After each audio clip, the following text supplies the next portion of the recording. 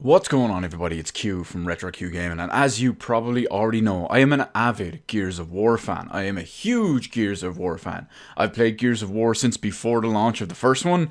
Don't ask me how I did that because there's a whole other story about it. TLDR, I played the game in about halfway through the entire thing, 2 days before launch. But anyway, I played so much of Gears of War 1. I spent so much playing that online originally back in the day.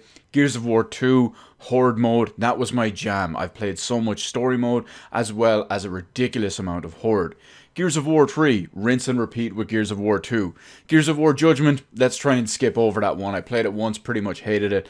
One of the online modes that was exclusive to that game was actually kind of cool. I think it was their variation of Horde. But anyway, on to Gears of War 4, which wasn't as great as the original trilogy.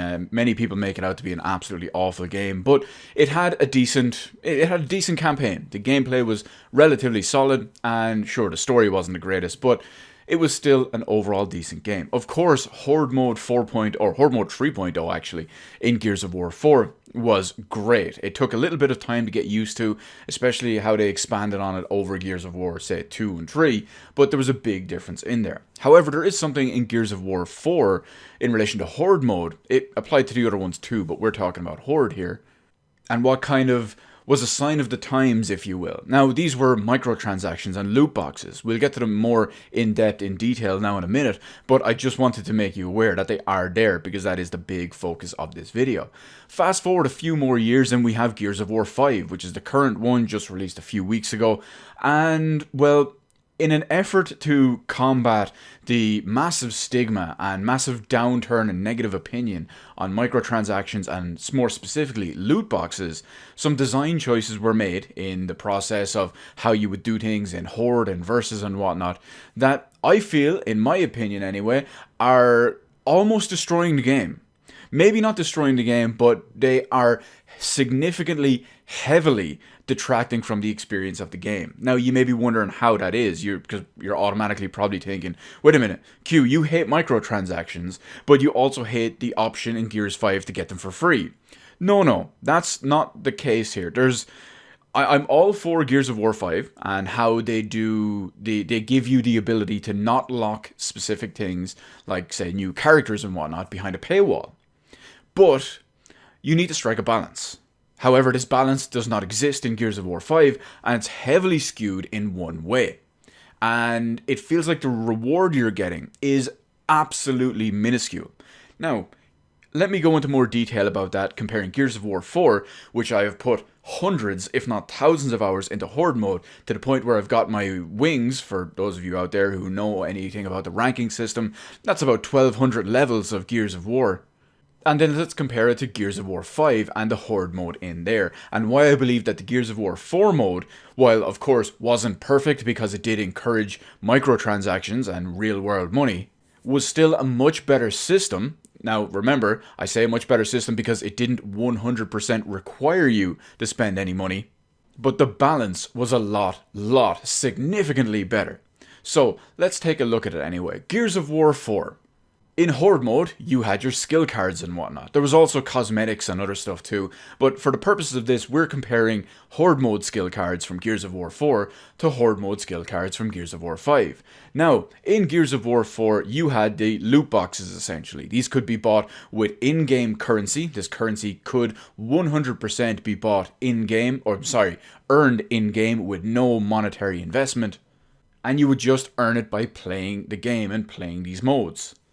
Now, on average, depending on the difficulty you're playing, the bonuses and whatnot, as well as your level, etc., if you finished an entire Horde game, you could look to fetch about anywhere from maybe 2,000 to 4,000 coins or 4,000 credits per Horde mode game. This could obviously vary a little bit if you didn't finish the entire thing, maybe you only got halfway through, maybe you were playing on a lower difficulty or you didn't gain too many levels. But it could also go even higher. You could earn as high as maybe 6,000 or 8,000, depending on maybe the event that was going on where you could get double credits, or playing on an extremely high difficulty, or something like that.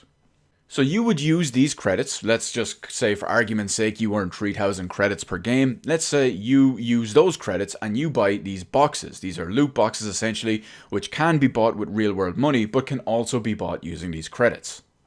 Now, you will open one of these boxes. One of these boxes in particular for the Horde mode exclusive stuff is 400 credits. You would open it up and you would get 5 in-game skill cards specifically designed for Horde mode. So that's 5 cards. Now, they could all be different stuff. They could all be the same types of stuff. They could all be the same level of rarity. Or, as I've seen one time, they could even be 5 of the exact same specific card. But overall, that felt like a kind of a small, better return on investment. How the Gears of War skill systems work is if you get duplicates that you don't need, you can break down any additional cards, any ones that will basically be useless or you don't want, into scrap. And you can use scrap to function and to fabricate cards, skill cards, skins, whatever it is, that you actually want and you actually want to work towards. So, on finishing your average game of, let's say, 3,000 credits, you would buy whatever amount of loot boxes, which in this case would be 6, and you would get a variety of skill cards. You would get many different greens, you would get several blues, if you're lucky you would get a purple or 2, or even a legendary. And overall, you could break down a lot of that into, well, lots of different scrap, and a pretty decent chunk of scrap. On average, you would come out to maybe, I don't know, 100, 150, maybe 200 scrap, depending on what you get in those boxes. But even at a bare minimum, if you got nothing but greens that all turn to scrap, you would be looking at about 300 to 350 scrap, which is a pretty decent amount of currency that you could use to create cards. It was viable for creating a decent amount of cards over a specific time. Crafting a green card is 40 scrap. Crafting a blue card is 100 scrap. So based on the metric I used with 3,000 credits, 6 boxes, nothing but scrap, even at the lowest form, you could still put it towards stuff that you needed and make proper progress. However, in Gears of War 5, in order to combat the whole microtransaction thing and loot boxes and whatnot, they did away with the system and kind of overhauled it. So in Gears of War 5, you cannot buy anything skill card related or scrap related using real world money. Or essentially, you use real world money to buy a currency called iron, and you use iron to buy specific bonuses, specific skins, specific emotes, specific whatever it is. But you cannot use them to buy boxes, or you cannot use them to buy anything that would contain Horde skills or direct Horde skills. Now, the big problem with that is the balance is so different in this game for Gears of War 5. With how you earn skill cards is extremely slow, and how you earn scrap is an absolute pittance. Now it's seeming that they only give you skill cards at specific set intervals, or if you manage to earn a certain amount of, say, experience. But on average, you can finish an entire Horde game on maybe difficulty 3 or 4, which would be, I think it's advanced or elite, and you might be lucky to finish with 4, 5, maybe even 6 skill cards. Probably many of which will be green and broken down into 5 scrap. So, by completion of one whole Horde game, you might have earned maybe 20, 25 scrap. And the cost of creating skill cards in Gears of War 5 is the same as Gears of War 4. So for the entire investment you might have made over one entire Wave 50 game, you may have earned 30 to 40 scrap, if you're lucky. One green card costs 40 scrap. A blue, 100. And just like before, a purple, 600, and a legendary is 2400. So because of all of this, it feels like they've skewed it in so far to keep away from the whole microtransactions and balance thing that it's completely destroyed the balance. You feel like when you complete these games and you complete these waves, now mind you, a Horde game will take around 2 hours. Maybe 90 minutes if you've got a good quality team, no matter in the difficulty. But what feels like your return on investment is terrible in this regard.